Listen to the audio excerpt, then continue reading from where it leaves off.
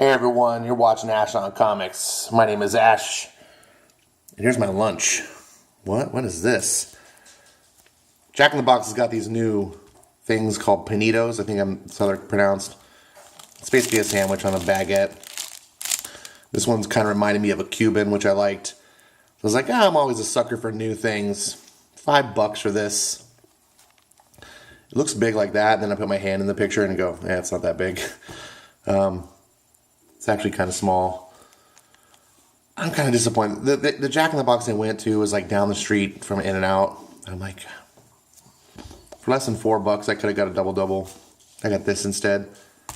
Oh well, you don't care about that. I do really like I don't know if you have Jack in the Boxes near you, but they have their special drink, the Jumpin' Jack Splash. It's really good. So, on for today. Today I thought I was going to experiment with my videos a little bit. I haven't done an episode in a while, and I've noticed a lot of people not really caring to see longer format videos. I kind of like listening to podcasts, so I'll throw on a video and like not listen to it, just put my phone down and listen to it in the background. That's why I like to watch like Richard C. Meyer or Diversity in Comics videos, because his aren't very visual. It's a lot of talking. I kind of modeled myself after that same format and figured, okay, other people like doing that too.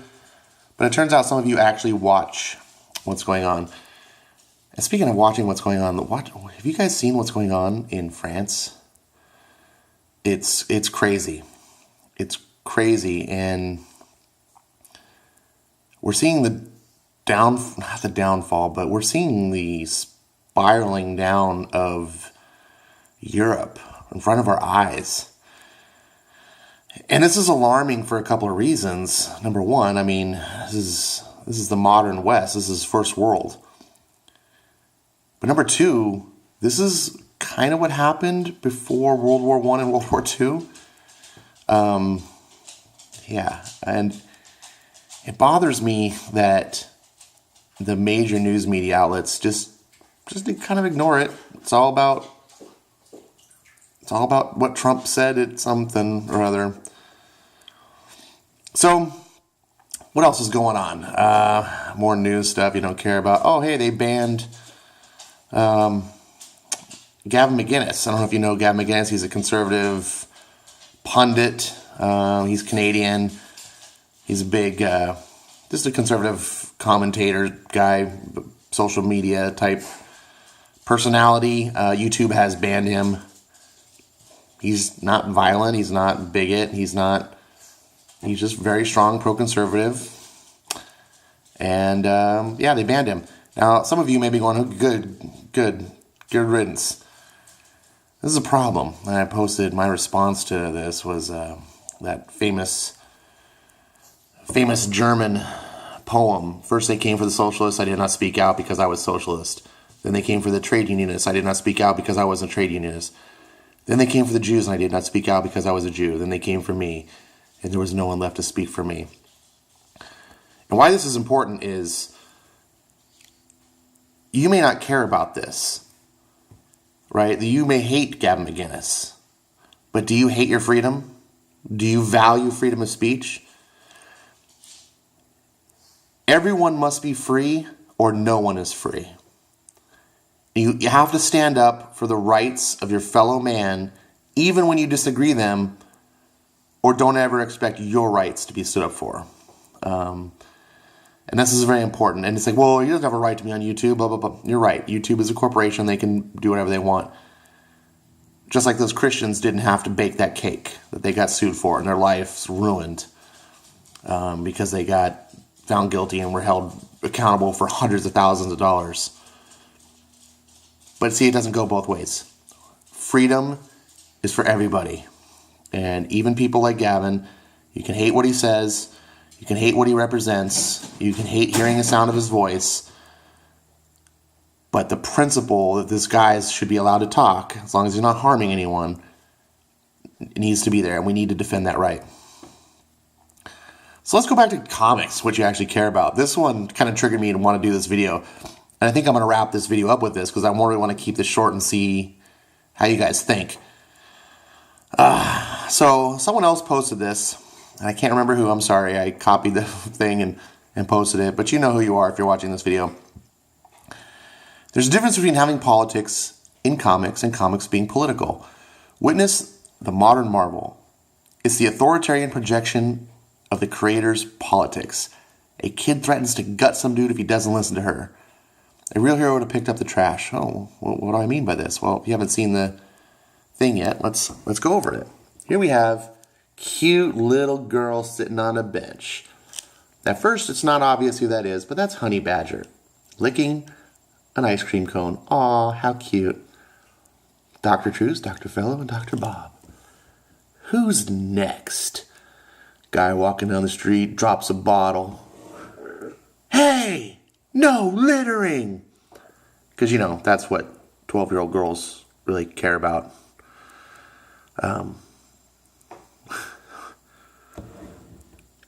Why don't you shut up and mind your business? Because some of us are strong enough and full of enough rage to do terrible things to men who talk to us that way. Throws it in the trash. Good call, dude. Beep, beep. 10 p.m. I don't know the overall context of the story, but this chick is a psychopath and a villain. Look at this. Some of us are strong enough and full of enough rage to do terrible things to men who talk to us that way. If this panel does not represent SJW, anti-men, feminism, bigotry, I don't know what does. This is a modern Marvel comic. This is a 12-year-old girl who's got weird sexual issues, by the way, who threatens to stab some guy because he dropped a bottle on the ground. This is not heroic actions, and this is why I've said before, a real hero just picked up the bottle. Heroes self-sacrifice. They have compassion. They understand that people aren't perfect all the time, and they make mistakes because they don't understand the bigger picture that the hero does. They're forgiving. They try to lead by example. An old school Marvel comic, maybe the way Stan Lee would have done it, would have been like guys like stumbling around, and she would have been like maybe like, "Oh, mister, please don't litter. You know, the earth is for everyone, like, and we don't want it all trashy," or something. And he would have been like, "Shut up, you stupid kid." And she would have been like, "Oh." And she would have like walked over and like picked it up and put it in the can, you know, or something. He would have just like turned around and looked and maybe been like, "Oh." Maybe had some expression on his face like she's putting her money where her mouth is. Like, I don't know. I mean, that would have been a boring sequence, but you see what I'm saying? Like, that would have been more fitting of what you'd expect in comics. That's what good people do. This is not a good person. This is an authoritarian, I'm going to kill you because you don't listen to me. This is representative of the same company that made Kamala Khan, who locked up American citizens without any sort of process and without any sort of authority because of thought crime. This is scary. It's not, it's like, oh, it's just comics. Yes, this is just comics, but just comics are written by real people with real minds and real convictions. And this is telling of how people in our society think.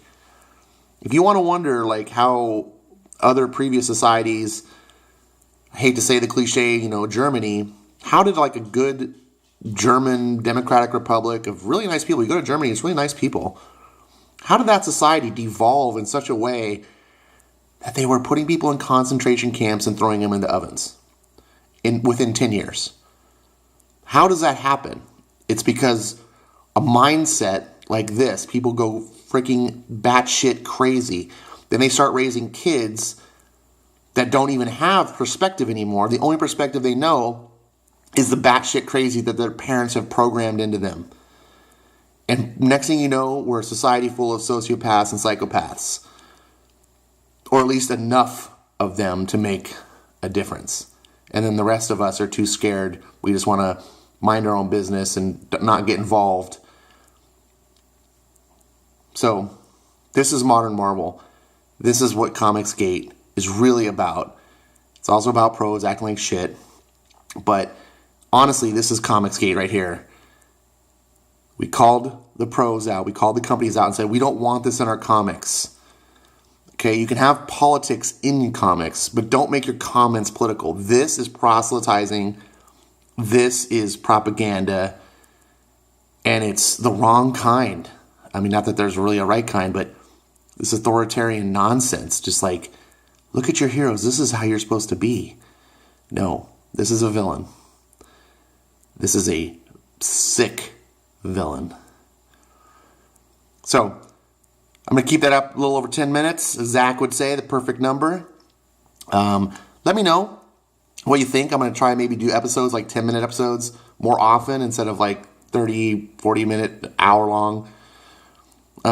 See what the feedback is, people like that or not. I think I can do more content when I just have a few little things to say, kind of speak my mind. Tell me what you think about what's going on in Marvel Comics. This is like the big thing I wanted to talk about, but you can comment about anything I said. I'm not here to tell you what to say. I'm not an authoritarian. All right? All right, this is me and my stylus and my iPad signing out. Thanks for watching. Have a good one.